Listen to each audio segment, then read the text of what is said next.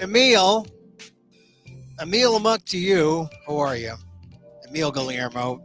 This is my takeout, Emil Amok's takeout, my takes on all things considerable, and there are always things worth considering. Now, you noticed yesterday, I did not talk about the little kid who was mocking his father at the 1 minute speeches in the House. You know, the blonde kid, everyone was talking about it. I didn't see it until late. It was funny, but as was pointed out last night on MSNBC, it was a Republican who was talking about the sanctity of the vote and all this, and it was being mocked by his kid, which was appropriate because the very same congressman voted to delegitimize the election. The 2020 results. I mean, this is how crazy it is. You want some consistency. You want some kind of sense that, hey, we're on a sane path. I just saw a sane interview given by Representative Andy Kim. I mean, this is kind of an Asian American show. I mean, it's my takes on all things considerable, but I have an Asian American perspective. I hope Andy Kim wins the Senate. He's going for Bob Menendez's seat, who, by the way, is a kind of a disgraced Democrat, but he's in court fighting allegations. Will Menendez prevail? Well, there's someone who's ready to take over, Andy Kim, and he's qualified. He had to give up his House seat to run, but Kim won the primary yesterday, but now he's faced with running in the general election against Menendez and some other opponent, a three-person race. And I just hope, I believe it would be the first Korean American senator. Not the first Asian American senator, because, there's Maisie out of Hawaii. But for Korean Americans, for Asian Americans, it would be quite a thing. But I just saw Andy Kim. Andy Kim just seems like Mr. Sanity compared to all the other politicians today. Considering what went on yesterday with the House Committee against the weaponization of the law, the weaponization of politics, using politics to weaponize against the Democrats. I mean, that's how crazy it is, right? Oh boy. And it only gets worse. It only gets worse. I want to keep this a short show today. I talked about the immigration situation yesterday, where Biden has to take on essentially the same kind of tack that Donald Trump used to do something on the border, but it's because of inaction by the Congress. And everyone in Congress who's sane realizes that the only way you're going to solve the immigration problem is through comprehensive immigration reform. I'll have more to say about it in my column tomorrow, but right now we have it's not even a Band-Aid. All it is a cap on how many people will be allowed through. They're capping it at like 2,500. And anytime it goes over that, they cap it and they don't allow any people in. It's going to create a backlog of people coming in at the border, and they're only going to make things worse for people in Mexico who have to deal with these people, because they're not going to go all the way back to where they came from in Central America or South America. And yet there are some legitimate people who need some help. So the only way to answer the immigration problem is comprehensive immigration reform that also includes addressing the needs of asylees, people who are generally fleeing their home countries because of fear of political persecution. When are we going to get that? I don't know when we're going to get that. we have been dodging this for such a long time. I don't know if it's possible. And then you have someone like Donald Trump who tells House Republicans, like within the last year, hey, don't bother. Don't give this issue to the Democrats. We want this issue to run on. And they followed his wishes. And that's why we're in this situation. So it's just another foolhardy thing that we see going on. Just makes you crazy that we can't solve immigration. And we haven't had a comprehensive immigration reform package in decades. And a bipartisan bill that would have addressed some things got shot down within the last 6 months because Trump wants the issue to be like a live open wound that he can use to run on. Here's some things. I mean, everyone talks about the broken immigration system, but Andy Kim was saying this in an interview today. He said, look, we've got like 680 immigration judges and we have 3 million cases. This is the backlog. This is the broken system. We need people on the ground. We need judges on the bench. We need people to move these cases through, and we can't get that done because there's no political will. And that really is the problem. And I don't know if we're going to be able to solve it, frankly. I honestly don't. I'll get to more politics in a second. I do want to talk about the PETA podcast, which dropped today. The Belmont is coming this Saturday. And I just want to say how I have always, in my youth, in my younger days, I was a big horse racer. I loved the races. I loved looking at the horses. I loved betting on the horses. I won't say I was a degenerate gambler, but I will say that I like to play the ponies, as they say. But here's the problem. Then I married an animal rights activist. And she literally made me see the light. I saw the light. And I remember one time I went to the races. I had money on a horse. The horse would have won, but the horse broke down and fell. And then later tried to get up and finish the race with its leg dangling. Its broken leg dangling. And that was it for me. I couldn't live with myself to play, to sponsor, to support this sort of thing. I just couldn't. Anyway, I talk about the Belmont in an interview with the head of PETA's Equine Matters Department on the PETA podcast. Check it out wherever you get your podcast. And it kind of just spells it out right now. They're racing in the Belmont up in Saratoga, which is going to be hotter than it would be ordinarily in New York at this time. They've been lucky that they've had no deaths during the Triple Crown, but unlike last season. So here, what the narrative is like, what the fears are, and what could happen this Saturday. But the bottom line is racing is cruel. Racing is fatal. Racing should be stopped. Check it out on the PETA podcast. The PETA podcast, wherever you podcast. This, of course, is slightly different. This is the live stream I do Monday through Friday, 2 p.m. Pacific. Live, and I talk about the news. The big story today, well, first of all, I'm not wearing my jacket today. You notice I'm in short sleeves because we have the hottest. We've got 12 months of record heat, and May was the 12th consecutive month to set a global average temperature record. And the new data comes amid a slew of findings from climate monitoring groups that were released today.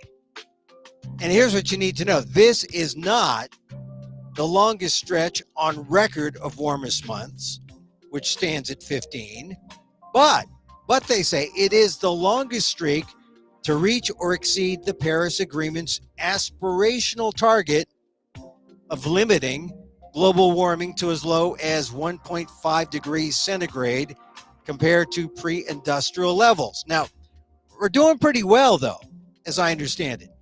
I mean, we were only like 1 degree up over last year.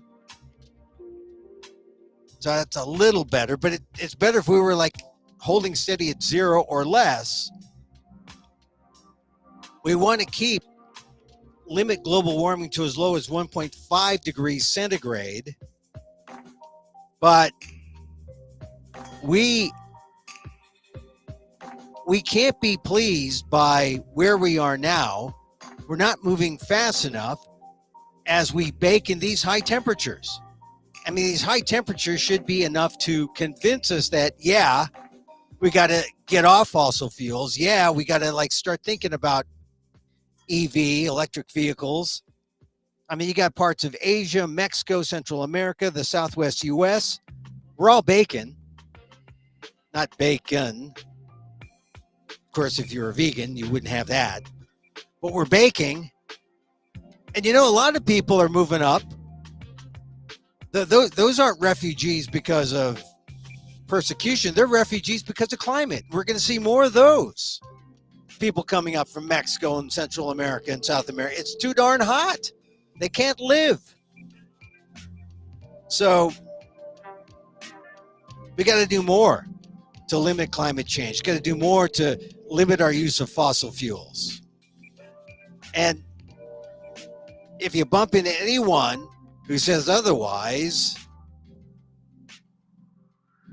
they're just not paying attention. They're just not paying attention. So the other thing, let's see, a couple of things that broke as we went on. There was a Georgia court that has put on hold the Georgia prosecution case against Donald Trump. And that's not going to be, I mean, they put it on hold until they work out the scandal that occurred between Fani Willis and her chief prosecutor, who were having affairs or an affair. And that may have killed the case if the case wasn't going to come up before had a slim chance of coming up before the election. Now it's probably not going to come up before 2025 and probably likely will be killed. So what that means is, thank goodness for Alvin Bragg. Thank goodness for the New York district attorney and that case which a year ago everyone thought, this is just a documents case. It's low level. But it was the easiest thing to get through. It got through, and oh my God, it's more serious than people think. And that's why I saw another thing today that sort of alarmed me. Axios was reporting they were talking with Steve Bannon, and they are going to go after Alvin Bragg. Alvin Bragg, who should be seen as a hero for prosecuting the case. They're going after him, and it is, you talk about weaponizing politics. This is, they're already plotting the revenge tour against all those who took part in the prosecution. Alvin Bragg will be the chief target. They're going to do all they can to put him in jail, to run him out of town. I just, you want to talk about weaponization, Steve Bannon and other MAGA types are already talking to the press about what they are going to do. And believe me, if Trump is elected, he knows more now. He knows more how to get what he wants done, and it will be worse. It'll be worse than you can imagine. I am almost certain of that. Almost certain of that.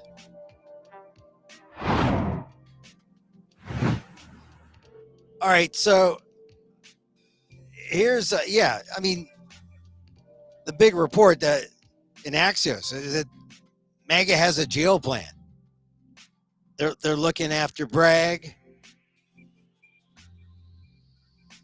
and actually it's really not just Bragg, not just individuals, but it's how they are going to twist the norms, or listen, not twist the norms. They're going to change what is normal in society, where people get along and work together. Forget about that. They're going to weaponize. They're going to bully. They're going to get their revenge. It's not going to be a pretty country. And they're calling it lawfare, political warfare involving the courts. One of the top issues that is really getting the MAGA types, the Trump faithful, excited. And there was Jim Jordan yesterday, who told Fox News he wants to defund the lawfare activities of state and federal prosecutors leading politically sensitive investigations, including Bragg, Special Counsel Jack Smith, and Fulton County District Attorney Fani Willis. They're going to be the targets. Today, you already saw a court in Georgia say, hey, we're putting a halt to the Fani Willis stuff until it's determined what exactly happened between Fani Willis and her chief prosecutor. That's going to delay that. I'm telling you, things are only going to get worse if Donald Trump is elected. That's pretty clear right now. Here's the other thing that's making news. There was a 3,000-word story. And look, I'm a former print guy. I did radio, of course, when I was at NPR. I did TV. I love TV. TV was fun. TV was fun and games. TV hardly felt like journalism. And now TV is all the journalism people get now. But journalism, it's always been the word. It's always been newspapers. And so when you see a 3,000-word story, headline, Behind Closed Doors, Biden Shows Signs of Slipping in the Wall Street Journal, you got to say, well, is this a good piece or is this a hit piece? And from what I see, it's kind of a one-sided hit piece. It's an opinion piece that's written factually and presented on the front page. Now, I always have liked the Wall Street Journal for being separate. The news from the opinion. You can tell the maggot heads on the opinion side, yeah. Actually, they have been soft MAGA types, but ultimately they are MAGA types. And then, but the opinion is one side. The news has always been the news.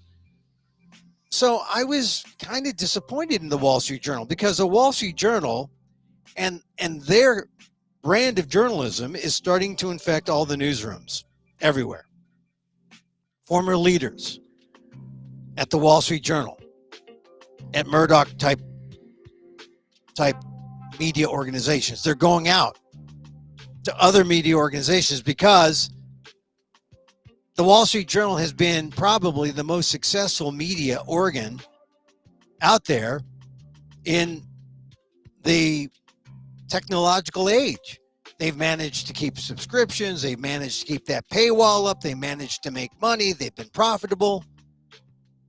All the other papers have shrunk. They've been hemorrhaging money.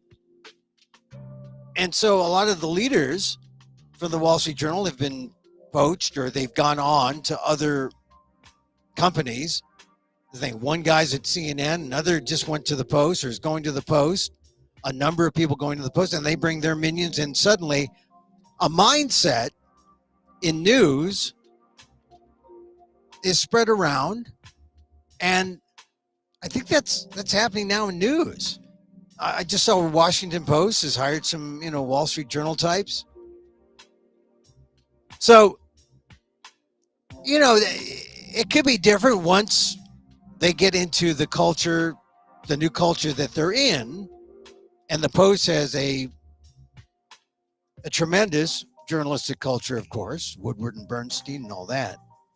But I saw a quote from a letter or in a report that was leaked by one of these Wall Street Journal types who said, look, I hate to be blunt, but no one's reading your stuff. If no one's going to read your stuff, that's a problem. We're losing $30 million a year. That's what the Washington Post is saying. So I bring this up because the Wall Street Journal story this morning, the 3,000 word story called, or headline, Behind Closed Doors, Biden shows signs of slipping, was like so one-sided. I mean, it's okay if you talk to a lot of different people and you show a balanced approach. I mean, I don't know. I'm not privy to the reporting. If they talked to 30 people and 80% of them had this opinion. Clearly, they quoted and ran with a majority of people who said, hey, something's wrong with Biden. But I'm sure there were people, including some people they used to say negative things about Biden, who at one point said positive things. Chief among them, former House Speaker Kevin McCarthy, who worked with Biden, who was one of the star quotes or sources who said, yeah, something's wrong with Biden. But, I mean, you've got these people who say he appears slower, has both good moments and bad ones. I guess that's balanced.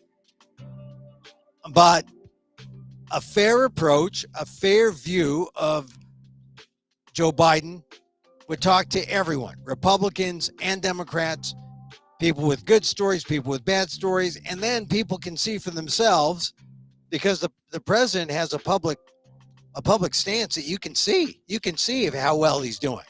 Oh, he's moving slowly. What does that mean? Is it a means for alarm at all? Possibly not. But this is why it's important to talk about. Because what we're seeing is our sense of acceptable ageism being defined by political partisans who are out to crush and destroy the subject, in this case, Joe Biden, and yet not give any kind of play to the fact that, well, Biden's 81, Trump is 78. Trump's going to be, I think he's going to be 79 in a couple of days. I mean, if they were in high school, Trump would be the senior or Biden would be the senior and Trump would be the sophomore.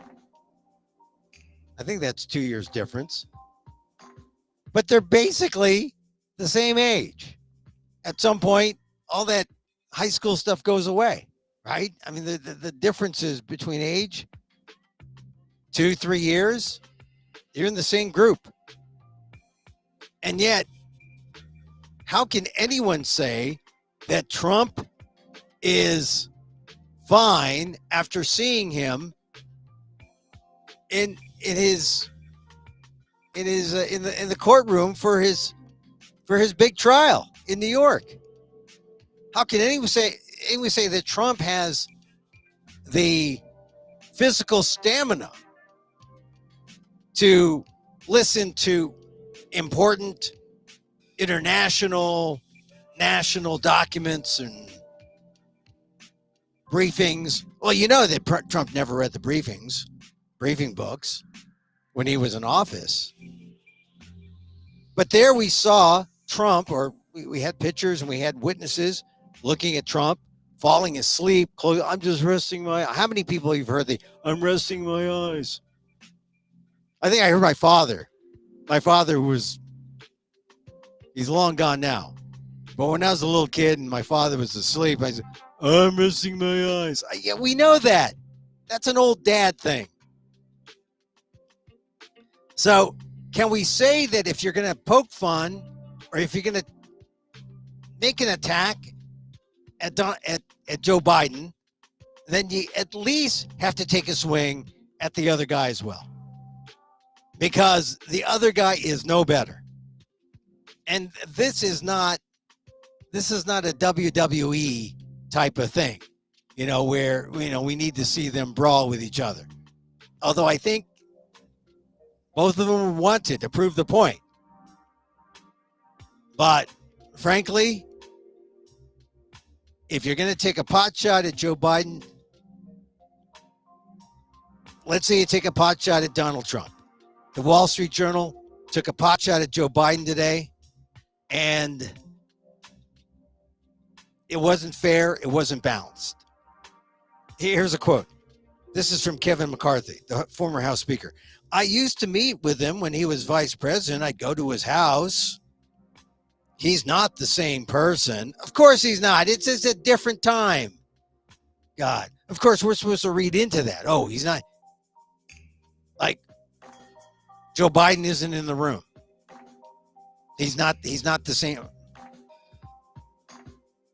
When Biden was negotiating with House Republicans to lift the debt ceiling, quote, his demeanor and command of the details seemed to shift from one day to the next, the Journal says. Behind the scenes, the White House kept close tabs on some of the Wall Street Journal's interviews with Democratic lawmakers, the story says. After the offices of several Democrats shared with the White House either a recording of an interview or details about what was asked, some of those lawmakers spoke to the Journal a second time and once again emphasized Biden's strengths.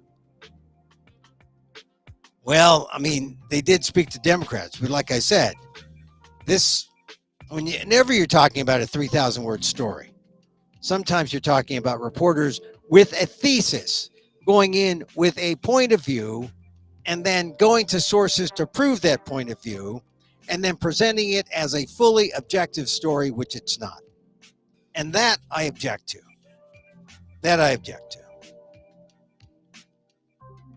So here's what White House Senior Deputy Press Secretary Andrew Bates told Axios. It's a little surprising that the Wall Street Journal thought it was breaking news when congressional Republicans told them the same false claims they've spouted on Fox News for years. President Biden inherited an economy in free fall, fraying alliances, and a spiking violent crime rate, and he turned each around with his experience and judgment, delivering the strongest economic growth in the world, making NATO bigger than ever, and forcing violent crime to a near 50-year low. That's not in the Journal. That's Axios reporting on the Journal's one-sided piece. But this is the first salvo. We're going to see more. People are going to use or try to justify ageism. And as we saw with Feinstein, they went after Feinstein. At some point, public officials who have served the public well, it's up to them on when to leave. It's their decision to go. And we should give them that respect and that leeway. Because believe me, if they are sincere about being there to serve the people and not themselves, they will leave on their own accord. I believe that. I think we have to. And, here's the thing, we've always had people leave office, accept elections, be magnanimous, take the high ground. When did that change? With Donald Trump. And it's these Trump years when the norm has changed, and now we see an old person and we can't get the old person out fast enough. But Trump is old too. And if the conservative papers, the right-wing papers are going to go after Biden, let's see them go after Donald Trump. In fact, let's see the Wall Street Journal go after Rupert Murdoch. Rupert Murdoch's an old guy. But hey, Rupert Murdoch, did you see it just the other week? Just the other day, he got married again. Another he's in his 90s. His wife's in her 60s. Must be fun. I don't know.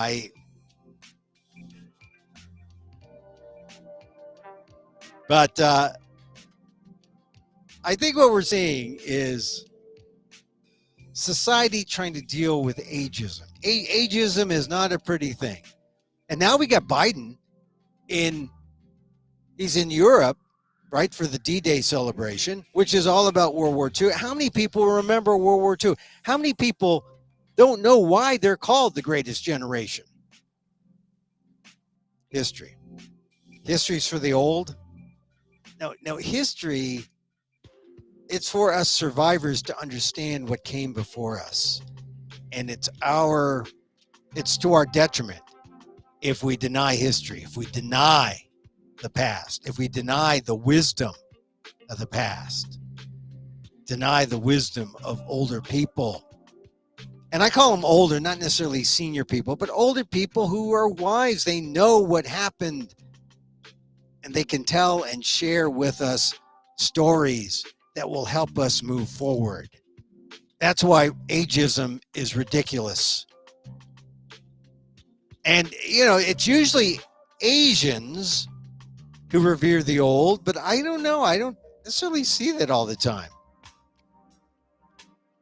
But as a culture, we should revere the old more than we do. And I think that as we adopt more corporate type of values, I mean, who are the first ones pushed off the corporate landscape? Older people make too much money. And what does that mean? That means, we're getting rid of institutional knowledge.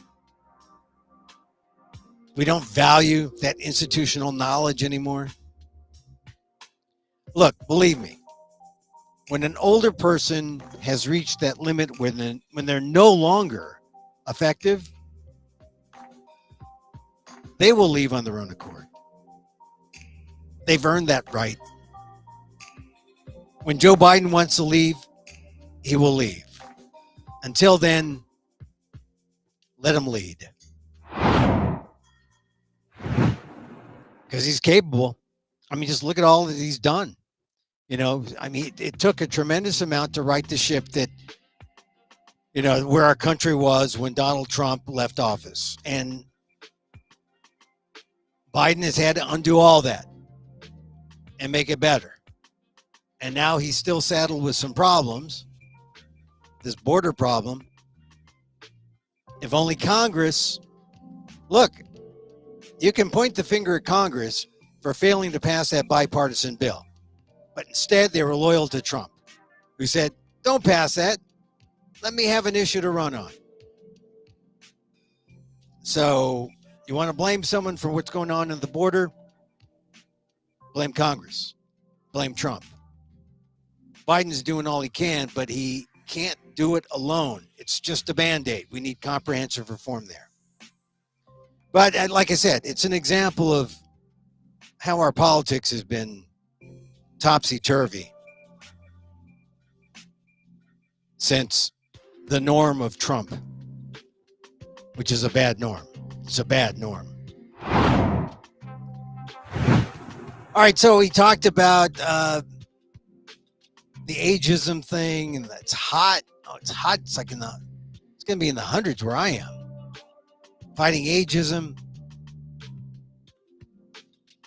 Convicted felon Donald Trump, CFDT34. I hope you take that to heart. I put it out there in my columns as a kind of mantra. So, whenever you see the guy's face or you see him referred to, you say, oh, CFDT34, convicted felon Donald Trump, 34, just to remind you that it wasn't 1, 2, 3 counts. It wasn't 4 counts. It wasn't 5 counts. It wasn't 6 counts. It wasn't 7 counts. It wasn't 8 counts. It wasn't 9 counts. It wasn't 10 counts. It wasn't 11 counts. It wasn't 12 counts. It wasn't 13 counts. It wasn't 14. It wasn't 15 counts. It wasn't 16 counts. It wasn't 17 counts. It wasn't 18 counts. It wasn't 19 counts.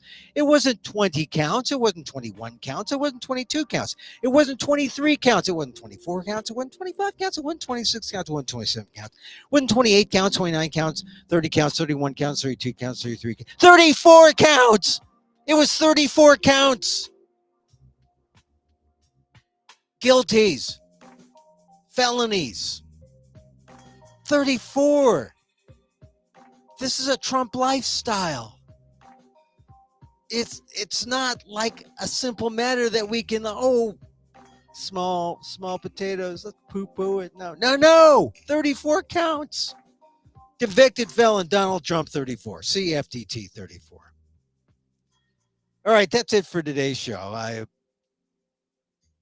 If you're in or around Manteca, I might be at the Deaf Puppy Comedy Club later tonight. Might be. Check it out. It's because you got it picked out of the hat to get in there. 7:00 tonight. Deaf Puppy Comedy Club. And I have some news about where I'm actually going to be doing a comedy set in Seattle or Tacoma, the Tacoma area. So coming, I'll let you know. And if you're in Tacoma, you can see me. If you are online oriented, I think you can get an online ticket. All right. Check out the PETA podcast, wherever you get your podcasts. This you can find on YouTube, this secret podcast. It really is a secret podcast on youtube.com/EmilAmok1 or at EmilAmok1. On Facebook at fb.com/EmilAmok. I'm not going to mention Perfect Days again, although, God, I keep thinking about that movie, Perfect Days. Perfect Days.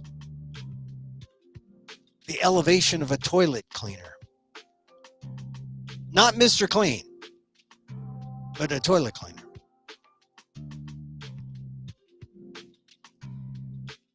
We like to end each show with a little meditation. Yeah. Loving kindness. Because one of the things that helped me, meditation helped me just control and think about what's important. Loving kindness. Sending out the love, and then getting back in return. It happens. And when it does, it's a beautiful thing. And so, as I wish for me, I wish for you. May you be safe.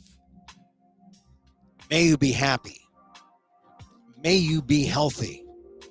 And may you live with ease. Emil Guillermo here. Back again tomorrow. On tape, maybe live, 2 p.m. Pacific. Check it out here. YouTube, Twitter, X, at Emil Amok, at Emil Amok1 on YouTube. Until then, mahal